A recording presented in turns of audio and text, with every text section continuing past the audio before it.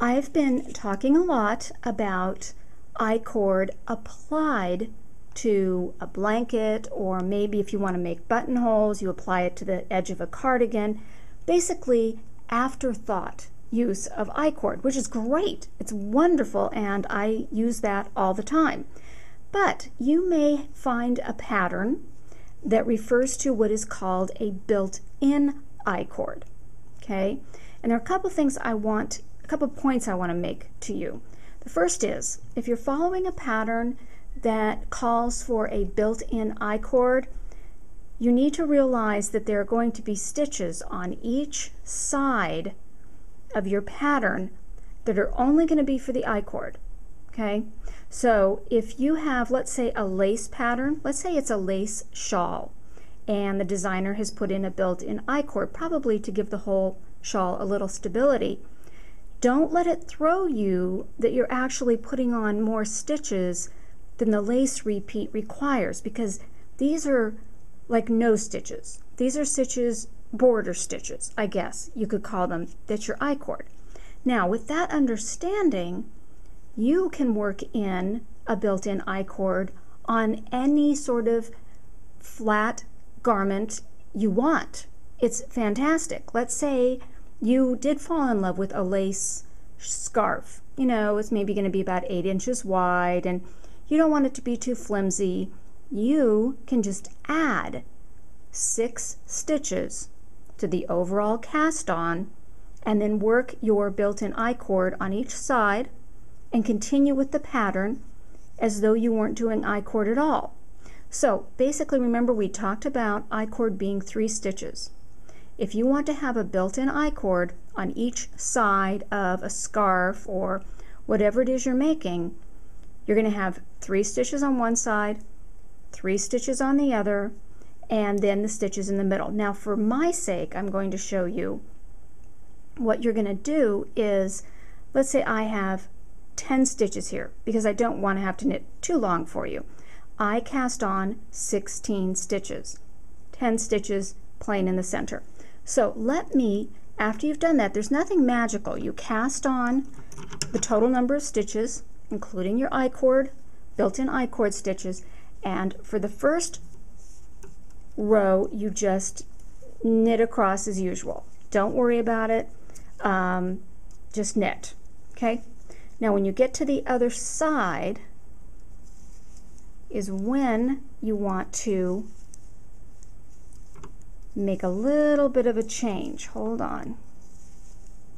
Tell you what.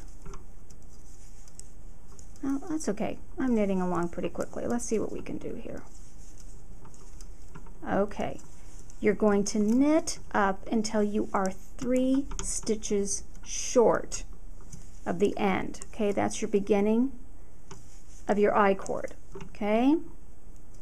And what you're going to do is you're going to put the yarn into the front. You're going to turn your knitting, slip this here, okay, slip your stitches back. So I'll make better sense once you get going. Now, just like you're doing an I-cord, knit those 3 stitches, okay? Those are my 3 I-cord stitches. And you're going to knit along and knit along. Let me go to the other end. I'll be right back.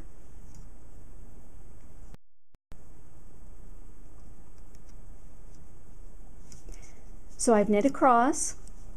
I have 3 stitches, my I-cord stitches. I'm going to bring my yarn forward.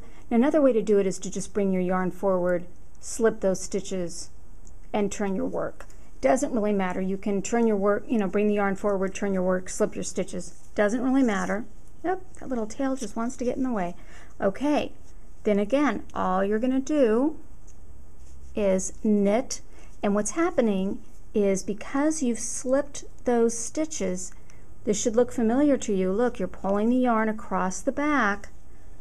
You're making a little tiny I-cord right on the edge of your knitting. And this is just the coolest thing. Okay? And then I knit across normal till I get to my 3 stitches, bring the yarn forward, slip those last 3, turn, and knit across again. Now in this case, if you had like a lace pattern that was happening in between, you'd follow the lace pattern. Okay, the I-cord just doesn't really, it's kind of along for the ride. It doesn't affect anything else you're doing. All right, let's see, I'm almost there. My last 3 stitches, bring it forward, slip, turn my knitting. I kind of like slipping before I turn. I don't know. It just seems to move more smoothly for me. And then, remember, I'm still knitting into the back of that first stitch of the 3 I-cord stitches just because it does make it nice and neat and tidy. Okay, and I'm going to knit across again. So you can add this to the edges of scarves. Now remember though, what's going to happen with this is then of course the built-in I-cord is going to be the same color as the body of whatever you're knitting. Whereas if you do an applied I-cord, you can play with different colors. That's really the only difference. But it's nice. The other time I like to use built-in I-cord is along the top of a triangular shawl. If I'm working from one edge to the other, I can do that and it kind of stabilizes the top of the shawl. You know, just think about places maybe that you think are too sloppy that you want to stabilize, and you can probably add a border. It doesn't have to be on both ends. It can be on one end if, you know, it's a shawl, the part that's going over your shoulders. Okay, so I'm at the end, bring it forward, slip this. Now I'm going to do just a little bit more and then come back. So I'm going to turn and show you how cool that built-in I-cord border is. But I want to do a little bit more. I don't have quite enough to show you yet. Okay? I'll be back.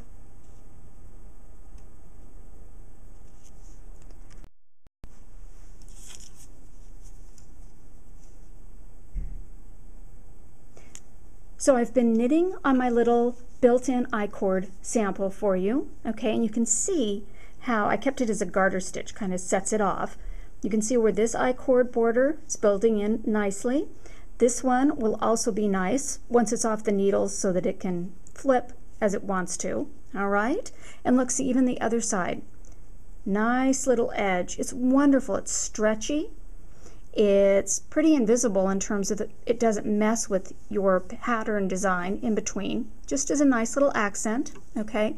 Now, notes to remember, when you're starting, you cast on your number of stitches. If the pattern already calls for a built-in I-cord border, then you cast on those stitches. If you're making it, adding it to something of your own, add 6 stitches to the total, cast on.